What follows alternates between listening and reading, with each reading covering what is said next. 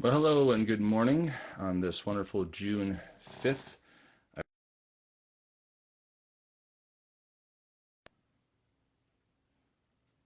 Sorry, things are adjusting themselves.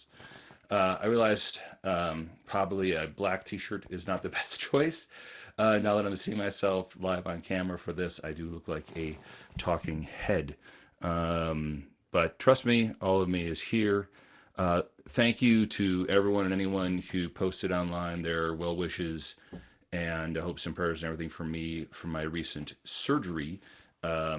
This is my telltale scar, my badge of honor from having a titanium disc now in my neck, replacing the one that was bulging and compressing on my nerves. And if anybody's ever had any kind of nerve damage or anything, it is not fun. It is severe and chronic pain.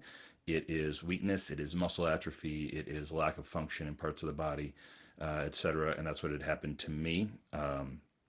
Turns out it had been happening over about a 3 to 4 year process. I had just assumed it was something muscular.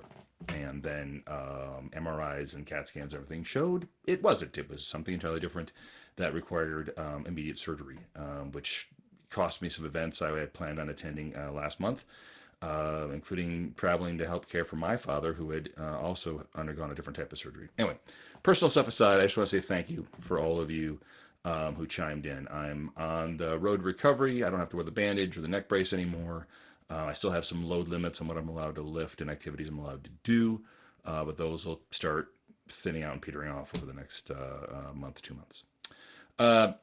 For this one, this month, I am going to not only read through my slush pile, but I'm going to address some comments I've received from you guys on my agent page on Facebook or through Messenger, even some that I got through LinkedIn and other sites. For those of you who are seeing me on YouTube or are not engaging with me on social media with this, which is totally fine, just understand if you want to know what it is I'm looking for as an agent in the query process, what I'm looking for from authors, etc., your best bet is to go to my page at Savvy Literary, savvyliterary.com. There's the Meet Bowen. If you go to the About, she's Letitia, who's the owner and chief agent. She's got all of us listed there, and you can go to my page and really follow those guidelines. We do have a generic submissions form on that website, but understand we accept both nonfiction and fiction submissions, and they're two entirely different animals in terms of what is expected from an author. So I would request, if you want to submit to me, if you look at what it is I'm looking for and that appeals to you as an author, just use my email address, which is bowen@savvyliterary.com. And my guidelines are pretty simple. There's only 3 things I want from you on a submission. It is in the body of the email, not as an attachment, your 3 to 5 paragraph query letter. If you're not solid on how a query letter should look or how you should write one and what should be included, I recommend going to Jonathan Mayberry's website. This man is a New York Times bestseller, multiple, I think 6 now, Bram Stoker Awards. He's been in the fiction world for 2 decades now, and has been great all along. But he's really generous in giving back to authors. So he has this section called Free Stuff for Writers. And he's got examples in there of query letters that are successful, synopses, etc., and even screenplays and how to draft novels and all these things that he's been involved with. So it's a great resource. It's free. He just puts it up so you can use it as access. And there's great models in there for you to follow. It's kind of what I'm looking for. Other things are Pam McCutcheon's book on the submission, on the synopsis, writing the synopsis. Great tool for how to do that. It's not a big book. It's easy to get through. You can almost treat it like a workbook as you go through it. You can build your synopses. And one thing she recommends that I also recommend for you, the writer, is write your synopsis first. If you can condense your entire story, the main plot line of your story, to 500 words, that's what I'm looking for in a synopsis. And that's about a page and a half-ish if you're talking 12.5, double-spaced, stuff like that. If that's what you're looking at, then 500 words will force you to really nail down what it is that that your story is truly about. It doesn't mean necessarily that you eliminate things from the manuscript, but what it might show you is that there's subplots and secondary or tertiary characters that don't need to be in the synopsis for the person reading that synopsis to understand what the story truly is about. And that's what the synopsis needs to do. Anyway, Pam McCutcheon's book on that, great. For the query letter and the query process, sorry,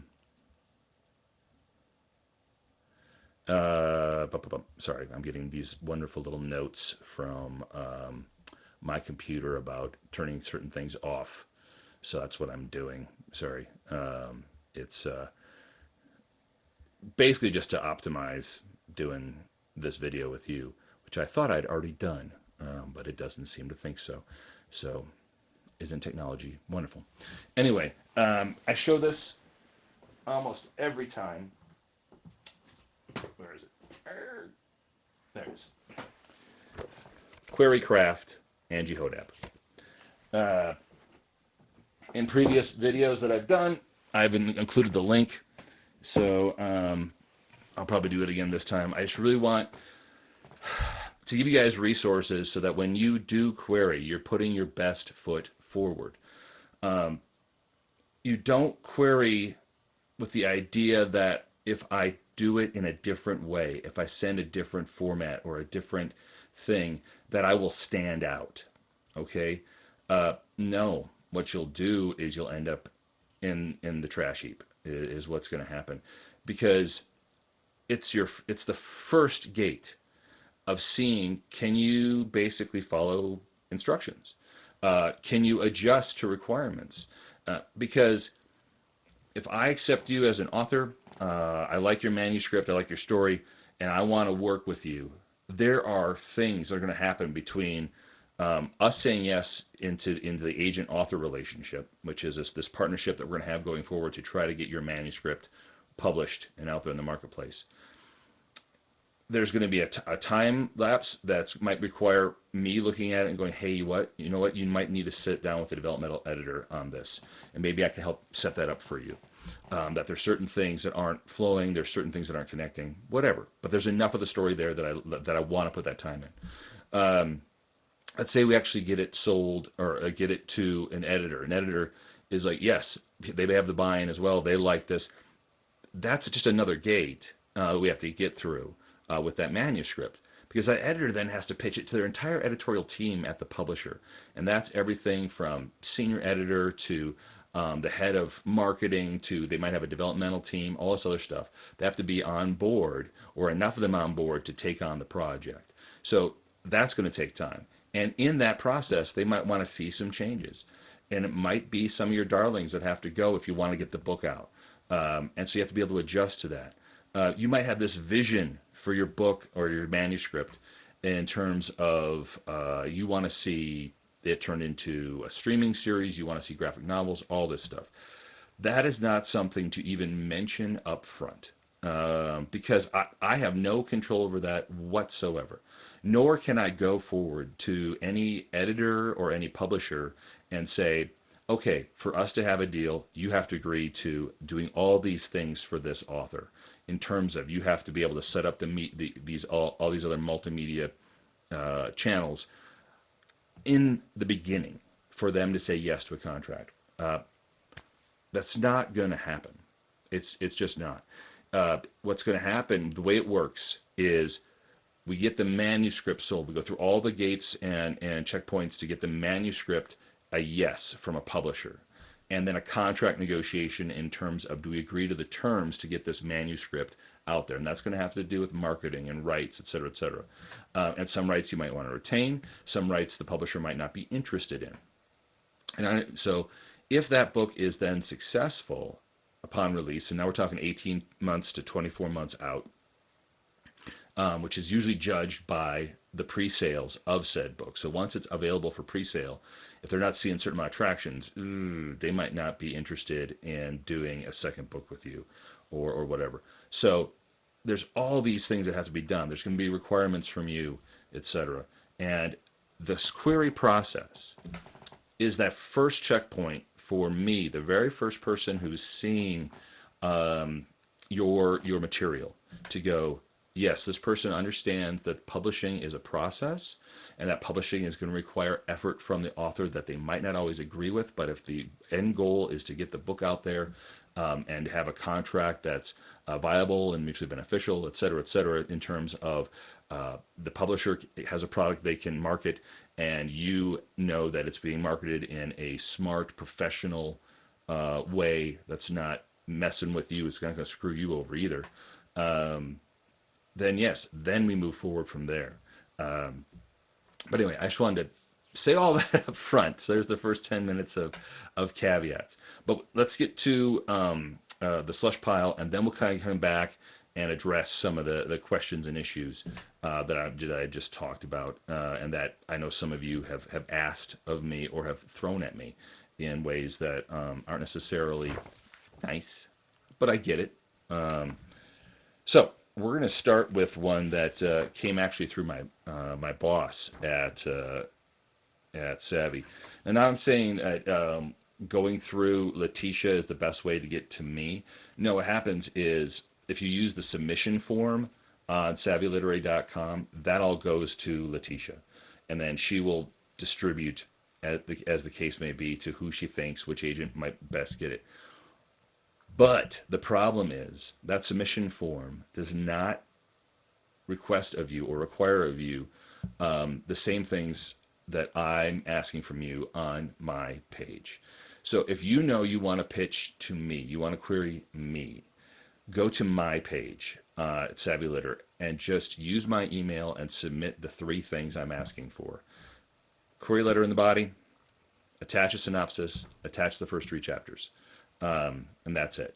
That's all I want. I don't want the marketing plan. That's more of a nonfiction thing than a fiction thing in truth.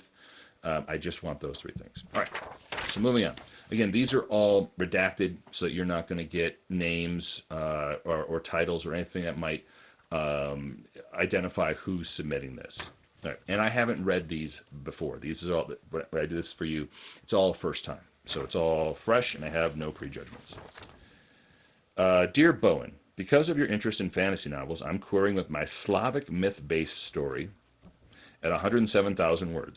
In Lord's son, a humble healer, and a headstrong princess get tangled in a confused love triangle with 3 souls, but only 2 bodies. So this is like your elevator pitch, that opening sentence that she has. What I like about the opening right here, I have the title, I have the genre, I have approximate word count, and I have in one sentence kind of a teaser synopsis, if you will, of what this story is. This is the thing that when you talk to people about your book, this is what you want to say to them to get them interested. You don't have time to go on, give them 500 words to try to get your story across.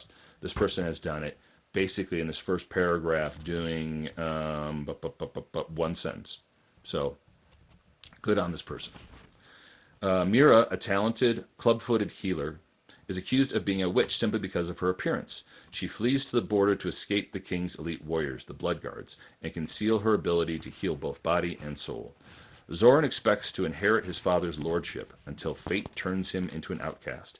Desperate to regain his honor and impress the beautiful princess Lucia, I'm assuming it's Lucia, there's a J in there, he joins the Blood Guards at a time when fewer and fewer Blood Guards are returning home alive. When the Blood Guards investigate mysterious deaths along the border, they are ambushed and Zoran is left for dead, only to be rescued by a club-footed woman he's convinced is a witch. But after Mira restores his life, she loses her own and wakes up in the body of Princess Lucia. But the princess isn't dead. As hysteria mounts and war looms, Mira and Zoran are labeled as traitors to the kingdom. They are forced to work together to find the kingdom's true enemy and stop a royal assassination. But success demands the biggest sacrifice of all, since saving Princess Lucia means Mira's certain death. Okay. This book should appeal to fans of Naomi Novik's Uprooted, Margaret Owen's Little Thieves, and Shelby McCurran's Serpent and Dove. The manuscript has 2 8 out of 10 reviews on the Blacklist. I have a short story published in Mysterian and another 1 second place in the Right on the Sound fiction contest. Former techie and current tutor, I have degrees in math, CS, and teaching, blah, blah, blah, blah, blah, blah, blah. Okay, thank you for your time and consideration. So, despite some formatting, which I'm not really worried about because of the nature of preset online forms, etc., that was a very good query letter. It had everything you want in terms of structure. You have a solid opening that is brief to the point and catchy. It summarizes everything in this kind of quick, low down, dirty, okay, this is what it's about sentence. And that can be thematic, but it really should be story-based. When people say this is a story of love, long lost love rekindled, etc., that's generic, and that is just, to me, it's just fizzy air. It doesn't connect me to the story. It gives me these concepts, but this sentence, so just listen to this again. I'm querying with my Slavic myth-based story in which a lord's son, a humble healer, and a headstrong princess get tangled in a confused love triangle with 3 souls but only 2 bodies. That is all about the story, and it's catchy. The 2 bodies thing, I mean, very, very smart way to do it. 3 souls, 2 bodies. Having gone through the query letter, some of what's in this opening sentence I didn't necessarily see in the query letter, but it's in terms of the headstrong princess. I mean, there's more emphasis on the healer having a club foot and being mistaken for a witch. I'm assuming club feet equals witch in her world, etc. But it's catchy. It's catchy and it's written well. Then I have the summary of the story written in 1, 2, 3, 4 paragraphs. There you go. And they're short. Each paragraph is 1 to 2, maybe 2 to 3 sentences. So it's not a book.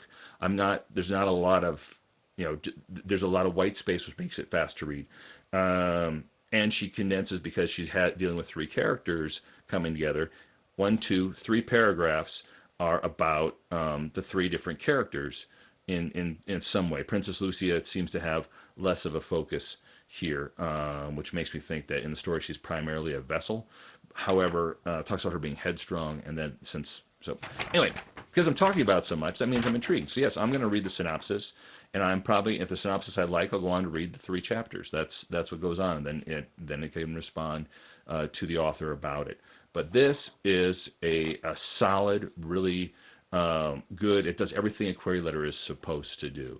So kind of take note of that.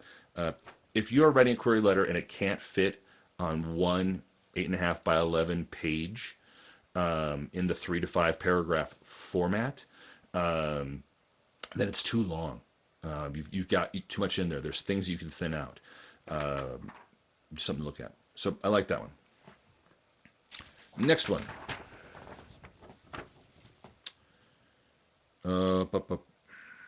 Okay.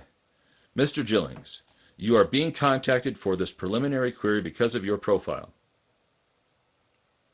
which says you're interested in light sci-fi, military sci-fi, and witty, humorous voices. So at least this person has actually read my page and is saying that. But you don't need that. I know you're querying me. That's my job. So all you need to say is exactly what this previous one said. I am, would you like to represent me for this book that is X, Y, and Z? That this person did. Because you're interested in fantasy novels, I'm querying with my boom boom. There you go. You couldn't ask for a better client in this respect for the project I am presenting, but you must be acceptable to how I want to market the thing. I am looking for an agent who is willing to take a risk. If interested in this query, I would like to know if you would accept a single 40 megabyte PDF on CD, DVD versus via USPS mail. Everything you need to know is on it. No, I am not.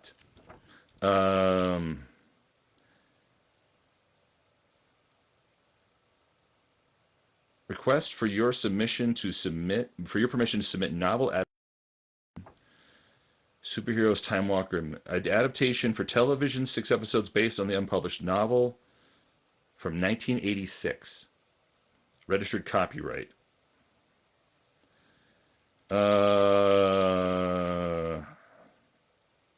Includes a link to a website.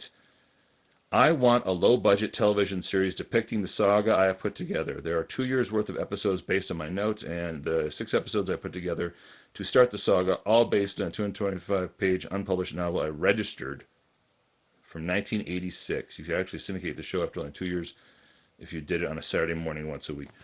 Wow. Okay.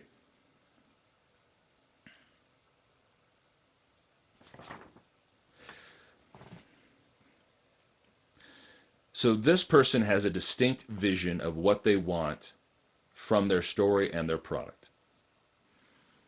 And they only want to work with somebody who's going to support their exact vision. I am a literary agent. So the first thing I need is the manuscript. And I need you to sell me on the manuscript so I can sell the manuscript to the publishers. By sell, I mean you got to give me something that I can fall in love with, that I want to defend, that I want to take out there and I want to die on my sword for. Starting with, I want this, I want that. Especially to say that to someone you don't have any kind of business relationship with yet, nor a track record with me of anything else. So let's say we've done 2, 3 books together, and now your next book's like, this is what I want to do with these books. Then I have leverage. Right now I have no leverage with what this person is asking me to do. Also, this person is asking me to do a TV series when we don't even have a book out there yet to base it on, or even any kind of serialization of stories or anything like that to do this with. I can't go to a television streaming network, any kind of media company, and say, hey, I have something based on an unpublished product that is 40 years old that this creator has a vision for. Are you willing to put up money to do this? It doesn't work that way. Now, here's what I would suggest this person do, because they have this distinct vision. And I've had queries like this before that have this multimedia vision, is do it yourself. If you want total control over how something is created, self-publish it, self-create it.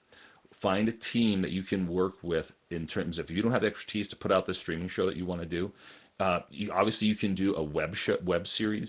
There's all sorts of ways to do that. There's animation software. There's all sorts of stuff out there. There are artists looking to work with somebody to build their own resume.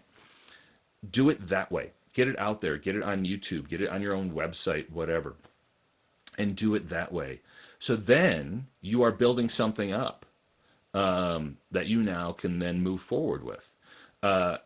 If you are talking to me about something that was written 40 years ago that's unpublished, and that's the basis of this, that to me is immediately not a selling point. Why don't you pitch the manuscript to me? Don't tell me it was written in 1986 or that you've been sitting on it for 40 years. You have this manuscript you want published. Once it's published, if we can get it published, then we'll have the leverage to look at getting other things done. If you want to start with the TV series, you need to start with a media agent, a production, somebody that's their specialty, not a literary agent, because what you're looking for, what this person is looking for, is TV versus getting the novel published. Novel published, you want that? Come to me. That's the focus of what you should be asking for. You're trying to get a TV series made primarily. You're going about it the wrong way. You need to go first to a media agent. Go to a media agency, not necessarily a talent agent who's repping actors. You want a media agent or a media lawyer even, whose job is to work contracts for media production. That's what you're looking for. So I hope that helped. Talking about CDs and DVDs, you're not going to get anywhere with that either. It's far outdated technology. There's too much risk in me taking some random person's CD, DVD, and plugging it into my own network. No, it's not going to happen. So this one is a no. I'm sorry, just from what they're requesting. I couldn't even get into this story because this person's approaching everything all wrong. I hope that helps you. Next one. Dear Mr. Gillings, I am a new writer seeking representation for my Agency 33 series. I've piloted the first of, sorry, shouldn't have read that. I piloted the first of the 4-book fictional series with a limited audience. Feedback received is that the first book has an amazing story and readers have not been able to put it down. Most saying the story would make a fantastic limited series on Netflix. I'm looking to expand my audience and finish the remaining 2 books, each of the 4 being around, and they have a page count instead of a word, and they have a word count too. Okay, they are quick reads. Interesting, with a witty, strong female protagonist in various genres. I say interesting. They say they're quick reads, and they're listing 130,000 words. That's epic fantasy length. Witty, strong female protagonists in various genres, including a bit of and blah blah blah blah. Okay, suspense, thriller, crime, espionage, and historical fiction. If the girl with the dragon tattoo had a daughter with Jack Ryan, her name would be. This is her character. Given the author's character, given your interest in witty, humorous action adventures, I believe this series aligns with your list.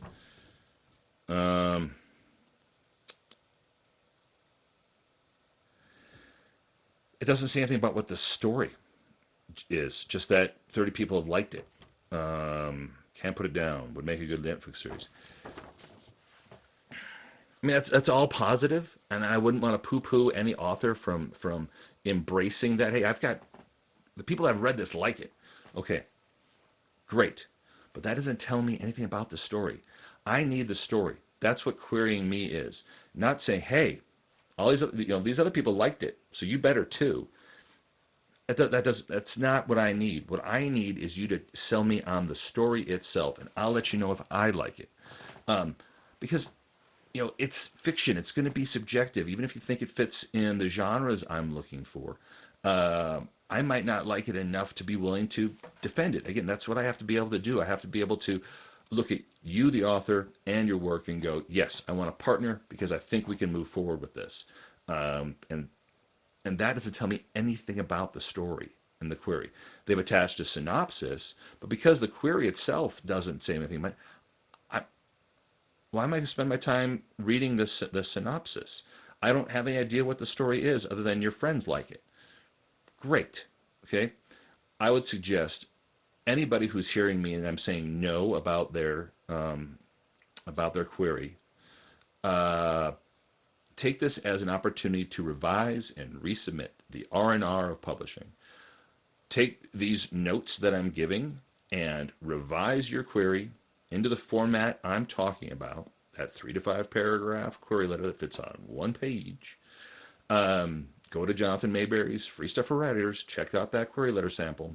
Great option right there. And then resubmit it in that first week of the month. That way I know, again, you're serious, you're willing to take criticism and editorial adjustment so you can move forward. But this one also is going to be a no from me because you didn't tell me anything about the story or even about yourself, other than the idea is that if you understand this character from this book and this character from this book, that's kind of who my character is. Okay, but what's your character doing? What do they want? What's driving them? What's in their way? What happens if they don't succeed? Those are the kind of things we need to know. All right, moving on. Hello, Bowen. Not sure I should include my short query again here. The submission form on Savvy's website is confusing. Okay. Yeah, I'm sorry. That's why I opened with use my email. Come directly through me. So, got it. What I have for you is ultra low fantasy at 97,000 words. I would like to introduce it as Dostoevsky's The Idiot meets Sapkowski's Witcher series. Dostoevsky imagined that a modern-day Jesus stumbling into St. Petersburg would look like a fool. This novel uses a similar story structure, except employing New Age mysticism and natural romanticism. What would happen if Alan Watts wandered into a political intrigue and was forced to choose between his individuality and some notion of collective good? I don't know what would happen. Francis wants to transform into a beast, but after a hallucination realized doing so would forever alter his human consciousness. Depressed and with his life's mission at a dead end, he stumbles into friendly conversation with a gnome who invites him on a journey back to his home, a mountain with a glass half-dome built into one side. the gnome had discovered a new metal in the mines of the mountain and run away from the implications.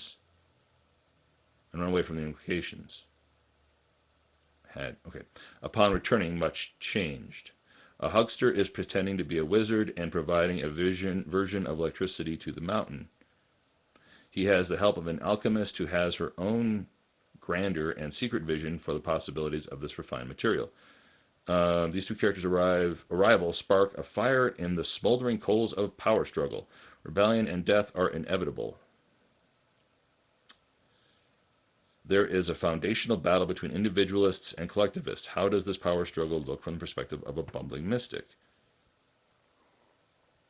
As per the necessity of thinking about the querying process, I've really been trying to get in an agent's headspace. Doing so, I'm aware even putting these few sentences as context may hurt my consideration instead of being as efficient as possible, but I'm doing so to be upfront, optimistic, and realistic about my book. Your submission guidelines include a detailed marketing plan. I 100% understand why you would ask for this. At this point, when a writer asks for help finding a publisher, what they're really asking is, could I get some promotion? The self-publishing route is incredibly viable. Okay.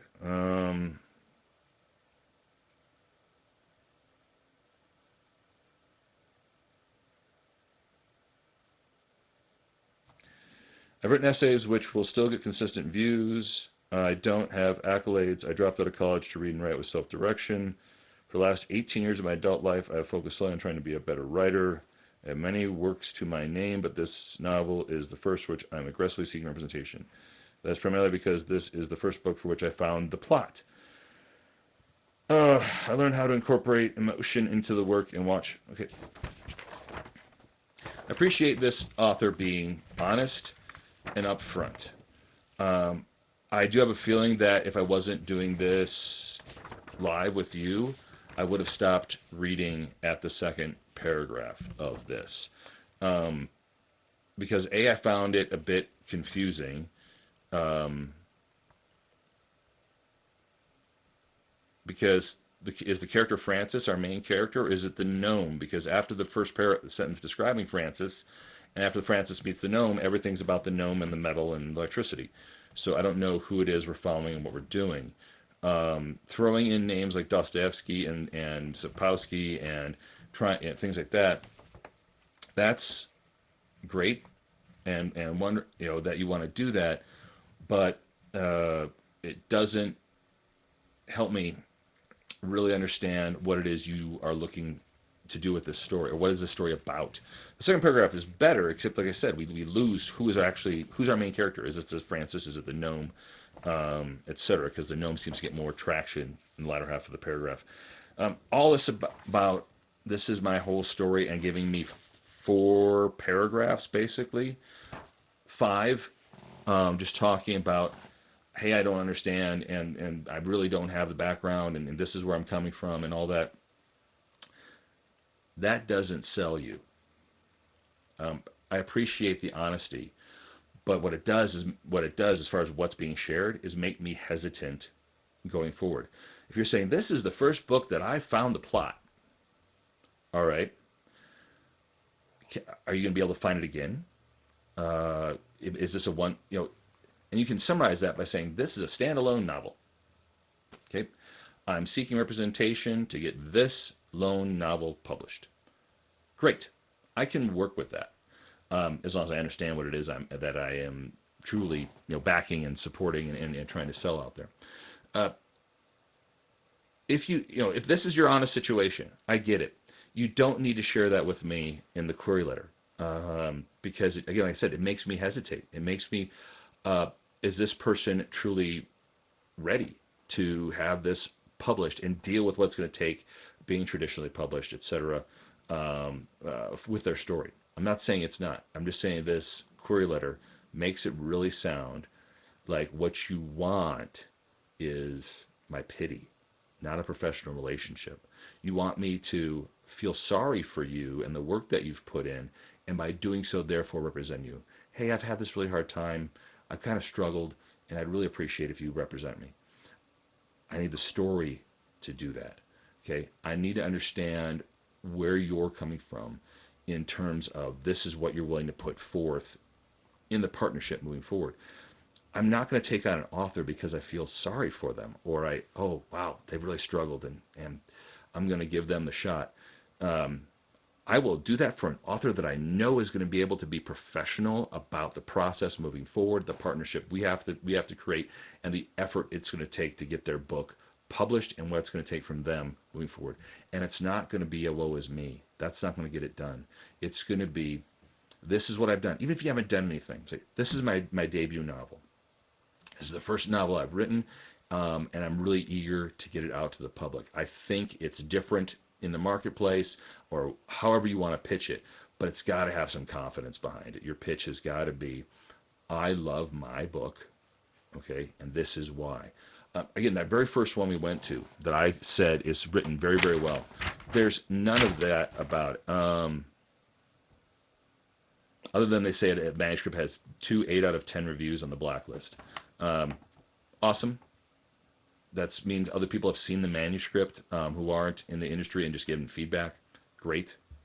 I have one short story published, and another one got second place in a contest.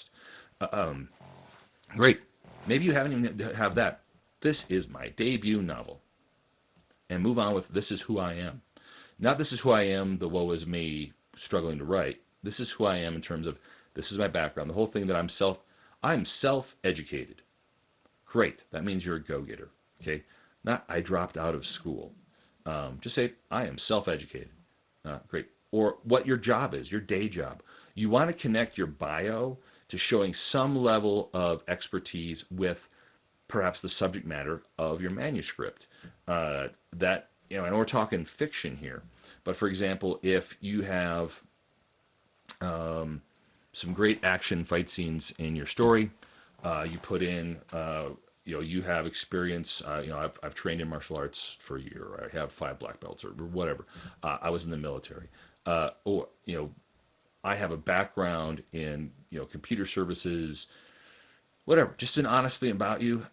I am a passionate reader of fantasy or classic literature or whatever, and I want to bring the feel, the vibe of a lot of classic literature back into modern day fiction. Cool. That helps me sell it. All right? Not the woe is me thing. That doesn't do it for me. So on that one I'm saying no. All right, we got one more here. Dear Mr. Bowenjillings, as you seek engaging, entertaining books with a strong narrative voice in fantasy, historical thrillers, and suspense, I have a ms for you. And it's not capitalized. I'm assuming MS period is supposed to be manuscript. All right. You're not texting. This is a letter. You have to use words. You have to use English. Text speak. Okay. Imagine Alan Coulter's Hollywoodland set in the 1960s.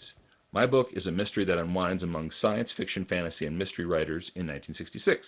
All the pop culture references are real, too. Okay?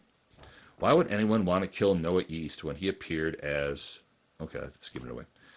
This book finds authors dying to get scripts to the biggest TV show of 1966, in some cases literally dying. A stunt double dressed like this character is found dead at Shea Stadium rehearsal for a live appearance. The cops rule this an accident. That's because stars, character names, altered the crime scene. This book will bring the reader into the world of 1960s TV, publishing, movies, science fiction, old serials, pulps, comics, and their devoted fans. It will be split down the middle, publishing as 2 books with a cliffhanger, just like the old Batman show. This will cause a lot of off-the-book page publicity. You might see this sort of along the lines of Lauren D. Estelman's paperback Jack, Stephen Spotwood's Secrets Typed in Blood, Brent Spiner's fan fiction, a memoir, Secret Identity by Alex Sagwas, Bradford Tatum's Only the Dead Know Burbank, and the paperback Sleuth, Death in Fine Condition by Andrew Cartmel. That's a lot of comps. Anthony Boucher's mystery classic Rocket to the Morgue will spring to the minds of hardcore mystery fans. Word count 100,000. They've published under a different name in the past. This book is not a paperback potboiler. This is a realistic hard-boiled novel. It carries the byline of the narrator. This character is a retired private detective, understandably shy almost 60 years later about his involvement. This bit of misdirection will also generate instant interest. Will it? Okay, so this is also a well-written in terms of format and structure query letter. They open with the summary of the story, in 1 to 2 sentences. Didn't include you got genre in there, you got title in there, didn't include the word count until later on. Okay. And why is word count important? Because we want to make sure you understand the genre you're aiming at. Some genres accept or it's standard for certain levels of word count, and some no. If you're going to pitch me an epic fantasy with 57,000 words, it's not an epic fantasy, and I can't take it. It's way too small. If you're going to pack me a fast-paced thriller that's 150,000 words, no, it's way too big. When this person, I can't say he or she, sorry, when this author says it's split down the middle, kind of like the old Batman show. All right, so are your readers people who are now in their 60s and 70s who grew up watching the 1960s Batman? Is that who your readers are? And that's who you're aiming for. Don't know. And don't know if they're a big enough market or if this is necessarily, this sounds so niche, I don't know if it's going to appeal to them. Lots of comps in here. A little bit of comp overkill, but I get what they're trying to do. They're trying to cover the bases because they're pitching this as fantasy, historical, thriller, and suspense. So they have a lot of different things thrown in, which could be a good thing. I think I'm intrigued enough to at least look at the synopsis of what this is. It's not a setup I've really heard before. It does sound a lot like anything where you're going back for that nostalgia hit and you're doing characters in whether it's a successful or non-successful TV show and you're following around. I think of things like the movie Birdman, Michael Keaton, things like that. Obviously, different feel here for what this author is going for. I'd almost have to take another of the ones today. We only did 5, but 2 out of the 5. I'm gonna pursue the other 3. I'm gonna say thank you, but no in my response to these authors. Now to address some of the concerns and questions I had seen from folks. One was somebody who their statement was agents and publishers are only going with sure things and people with an established track record, and that's just not true. There are people who have a past track record in some public venue that makes it easier for them to get published. But debut authors are published all the time that don't have that. I've got 3 right here from my personal bookshelf. These are just people that I have picked up who I also happen to know. One, and I'm a total fanboy for her, Carol Berg. Carol Berg, I talk about her Ray Carras series all the time. Carol Berg met her agent at a pitch session at a writer's conference. Carol Berg did not have a social media following. This is a little prior to social media when she found an agent in terms of the big impact it has. No TikTok, nor was she anybody who was an expert in her field.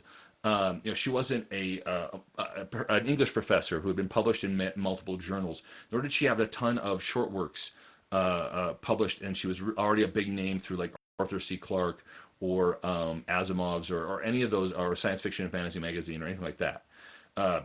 And yet she got an agent because her pitch, her query to that agent was so strong, and then followed up by connecting with the agent and sending them the materials requested, which was copying the manuscript, etc., that she bagged an agent, got published, and is still published to this day, and is still publishing.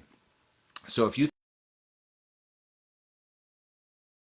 etc., she did not, and she is still published today. I see her. She's a Colorado-based author, and I see her at conferences regularly, and I give her a big hug every time because she was the first. When I first started out as a writer, I took, didn't know who she was, knew that she was one of the faculty at the conference I was at. Her books were in the bookstore. Bought a copy of the book because I liked the workshop she gave so much. Read it, fell in love with the book, and read the whole series. And now I fanboy out because this is so well done and so well written. But anyway, to counter that point, and she's not the only one. Rachel Housel Hall. She is a New York Times best-selling thriller writer.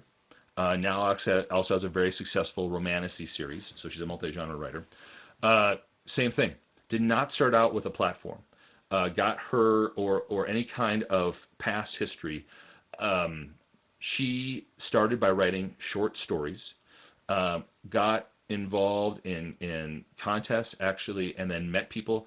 Was able to get a short story. I believe the short story published, co-written with James Patterson, one of the biggest things of the networking and the connections that she made. She went out and did the work, and whether it was in person or through contests, etc., to connect to these people, and that's how she won her stripes, if you will. And now, like I said, this book is not her latest by long means. I think she's published 5 more since this, but this is the first one that I saw of hers. When I first met her, this is what had just come out. Great thriller, really unique voice in how she writes. Really, really like it. But again, she did the work in terms of querying, pitching, networking to get herself known before she signed an agent. That's how she got it. Another person who did it, and he is big right now, and I've known this guy since he did not have representation. And he and I have kind of come up together through the trenches at the exact same time. And I'm so proud of him. David R. Slayton, he put in the time and he did the work. He had multiple manuscripts written before he was able to convince somebody to sign him and represent him for White Trash Warlock. Fantastic. This is kind of urban fantasy. It's got some crime elements in it too. It's some wonderful magic elements. Great modern day fantasy stories. Whole series, the Adam Binder series, and he's got some other ones out there too. But David kept doing the query cycle, kept sending out queries, kept going to writing conferences and pitching agents. And he understood how the industry worked. It's not just, here's my product, tell me what you think. It's building connections. It's networking with folks. It's getting them on your side before making a business relationship out of them. And that might seem manipulative, but it's not. If you understand the concept of approaching everyone as a potential friend, all right, these are people you want to have a relationship with, not even if it's not a business relationship. That's how you build things. That's how you get inside with folks and go, hey, I pitched this to you. Can we talk more about it at the bar? Can we talk more about it over dinner? Whatever, and get them involved. David has done the work, and now that he's published, he's out there doing it still. He is doing, he's on the road doing book signings and public appearances at everything from fan expos to bookstores to conferences to conventions, all sorts of stuff. He has an online presence now because he's got fans. He's got people that are buying his stuff. He's got merch out there, all these sorts of things. When I first knew David back in 2018, I think it was 2017, 2018, he was doing what most authors that I know are doing. He was working it. He was out there pitching his book, and he was still writing. So by the time Warlock got accepted and got published, he already had 4 or 5 other manuscripts done and ready to present through his the agent that now has accepted him to the publishers, going, hey, this one does successful. We now have a series can back up. And this series is successful. He's got other standalone titles that he can put out there. So he did the work. This guy was in the trenches for almost a decade before somebody actually said yes. So I am very proud of David. And to the people who are out there thinking, unless I already have a platform, unless I'm already a known entity, unless I come with something that already has sales behind it, nobody's going to sign me. I'm just saying no.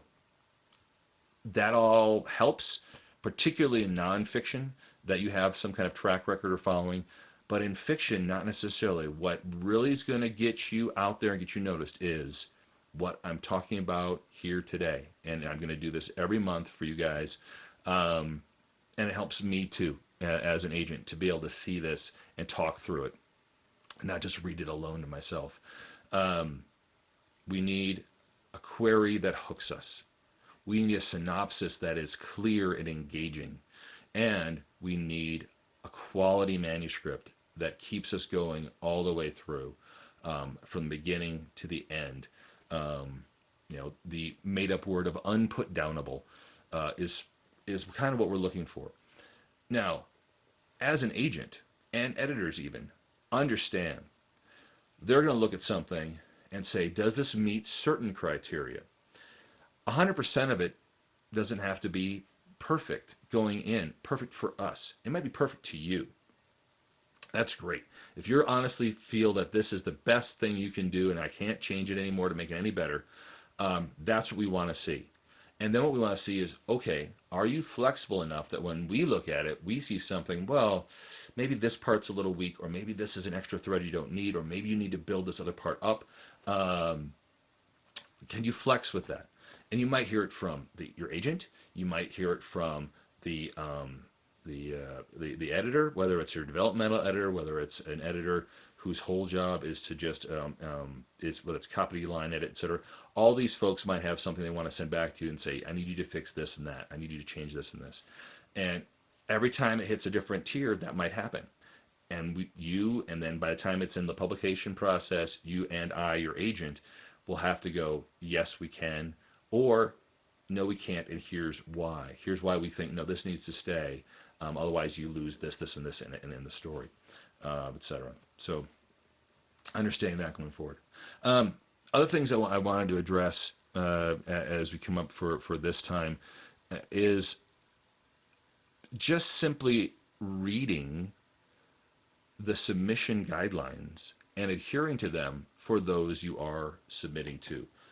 I understand in my case that there is a little confusion, and I've sent actually a request to Savvy and to Letitia about this to see if we can come up with something that is functional for what each of the agents is looking for. And I believe that the generic submission form we have on our website doesn't serve us well in that sense, because we're taking both fiction and nonfiction. So hopefully we'll see some change in the future on how that works. If not, here's what I'm going to advise you, and I'll put this on my Facebook page and my LinkedIn and my bio on Publishers Marketplace and all that as well, is submit directly. If you want to be repped by me, if you think you fit in what I'm looking for, submit directly to me. Use my email address. Don't DM me with your submission. Email me. Your query and title is in the subject line. Only send to me the first week of the month, otherwise it goes right in the rejection pile. Include the body of your email is your query letter. Okay, so I would suggest writing it out first in Word to make sure it's fitting. It's that 12-point font. It's it's fitting on one page. It's 3 to 5 paragraphs. Each paragraph is no more than 4, maybe 5 sentences, so it's not huge. And because this is going to force you to actually narrow down and condense and understand truly what the story's about, and what's going to pitch it, what's going to sell it the best. Then attach, either as a Word or a PDF, whichever you're more comfortable with, Word doc or PDF, a 500-word synopsis. And then 500 is not 520. It's 500. Can you hit the 500 or less marker? And then your first 3 chapters. If you have a prologue, that is chapter 1, when I say first 3 chapters, all right, of your book. Even if you think that second or third chapter ends in the middle of something and I need to see what's beyond it, no, you've decided to write the chapters the way you've decided. Show me the first 3 chapters, and I'll let you know if I'm hooked and want more. All right, that's what I need from you, and that's it. If that is something you can't do, something that perhaps you refuse to do, no, this is how I want to submit, and this is what I'm asking for. then I would suggest we're probably not going to be a good partnership. If you have ideas about what's going to happen to your book after it's a book, but you want that all agreed to up front, that's not going to work either. What you're pitching to me, what you are querying to me, what you want from me is representation on your novel's manuscript. Everything else is secondary, and we'll get that. We'll argue about that, and we'll negotiate for that once we have a yes for the manuscript. That's how it works with me. If you want all this other media stuff, and you want that first, or that's more important to you, you need to go through a media agent or a media lawyer. And through a media company. You don't want to go through me. I'm not your fastest, strongest track to what it is you want to get done. And if you have such a specific vision that you know it, that you're not going to be happy unless you have X, Y, and Z done, I really recommend doing the work to get it done yourself. There's nothing wrong with that. If you want total control, if you want control of what the product is, how it looks, how it's presented in all of its forms, I really suggest you do it yourself. It is totally viable. Many people and many creatives have had total success doing it. Success meaning they've found an audience where they have people demanding more of their stuff, etc. They're making money off it. However you want to define success, they're doing it out there. The world is changed from the idea that you have to be on the shelf at Barnes & Noble, otherwise that's it. No, you don't need that. If you want that and that's what you're driving for, that's fine. But understand, to have that total creative control, the only way to truly do it is to do it yourself. All right. We're just about at an hour.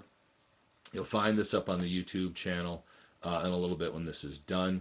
But again, just as I said at the beginning, thank you for all the well wishes about the healing and the health. Hopefully by next month, I'm going to have some announcements for you guys also on my own author front. If you're watching this, you're also one of my author alter ego followers, subscribers, etc. Yeah, I look forward to that. If you're not aware, I'm both an author, fiction author, and a literary agent. I've been an author for, my first published work was in 2018. Started writing fiction in 2016. I have books out. I've had shorts and novellas out in various publications, etc. That's my author entity. But this agent thing I've been doing for about a year. I'm really enjoying it. I hope you guys are enjoying what I'm trying to feed back to you. I really want success for every author out there. I want you to find a home. I want your stories to find a home. It's hard for that to happen, as I said, as we just went through with these 5 submissions. You got to put your best foot forward. Use the resources I mentioned at the beginning. I'll put links again down below, or descriptions down below on the YouTube channel. So I hope this helps, and I really wish you all the success. If you want to partner with me, please, please, please follow my submission guidelines. SavvyLiterary.com, the Meet Bowen page, you'll see it in there. You can also check me out on LinkedIn, check me out on Facebook, and also on Publishers Marketplace. So thank you very much. This is Bowen Jillings saying, have a great June. Bye.